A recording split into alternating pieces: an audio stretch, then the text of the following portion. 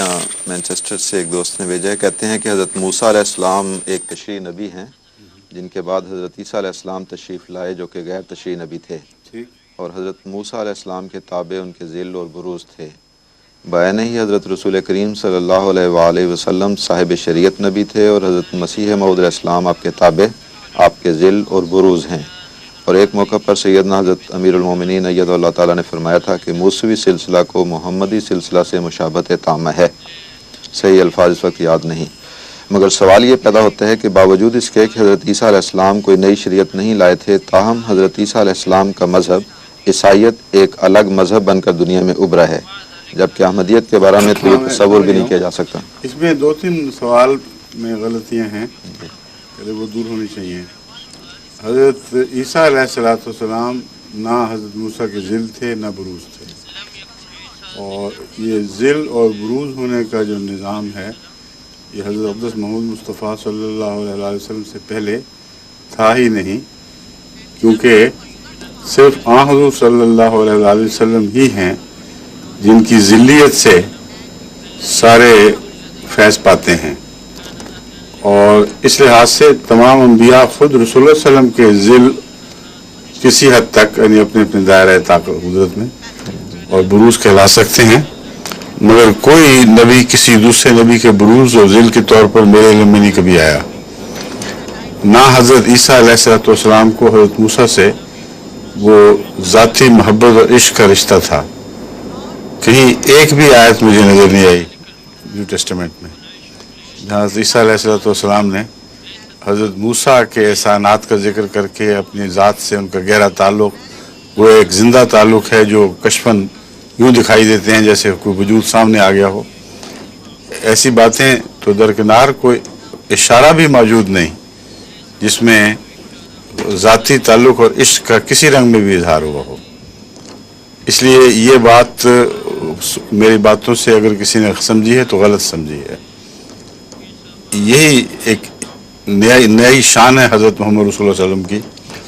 کہ نہ صرف یہ کہ آپ کی شریعت کے فیض سے کوئی نبی بنا ہے بلکہ ذاتی فیض سے بنا ہے،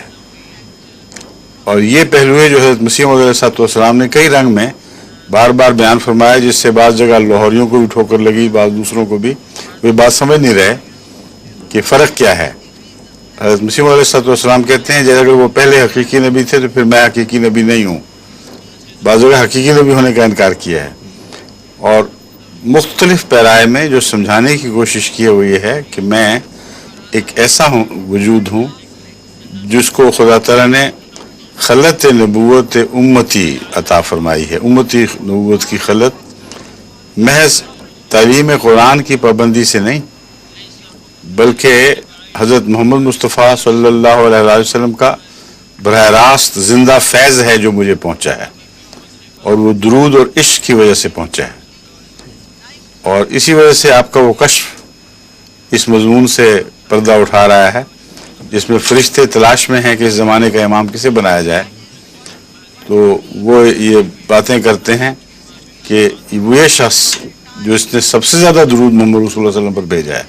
جو سراپا عشق ہو چکا ہے، اس پر نور کی مشقیں انڈیلی جائیں۔ بس یہ فرق ان کو بعض صاف رکھنا چاہیے، کیونکہ یہ تو ملتا ہے کہ پرانے انبیاء نے آنے والے کے عشق کے گیت گائے ہوں، جیسا کہ زبور میں ملتا ہے، جیسا کہ سلیمان کے نغموں میں ملتا ہے، لیکن گزشتہ کے گیت، محبت کے گیت اور عشق کے گیت کہیں نہیں سنے گئے، اور وجہ یہی تھی کہ جو مجھے سراپا عشق خداوندی رسول جس نے آگے یہ اپنی محبت سے کہ فیض سے لوگوں میں نور جاری کرنا تھا، وہ حضرت محمد مصطفیٰ صلی اللہ علیہ وسلم ہی ہیں۔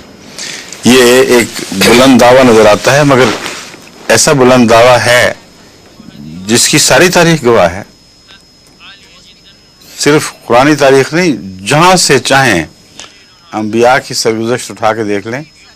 کہیں آپ کو وہ رشتہ دکھائی نہیں دے گا جو حضرت اقدس محمد مصطفیٰ صلی اللہ علیہ وسلم سے مسیح موعود کا ہے یا مسیح موعود کا آپ سے ہے، اور یہ ایک نیا دور شروع ہوا ہے جو سابق پرجلال و پرجمال نبی کی محبت و عشق کے نتیجے میں اس پر درود بھیجنے کے نتیجے میں کسی پر یہ برکت نازل ہو۔ ایک یہ بات کھول کر بیان کرنے والی تھی، سوال کرنے والے نے موقع عطا کر دیا، اور یہ پہلے میں بیان کرنا چاہتا تھا۔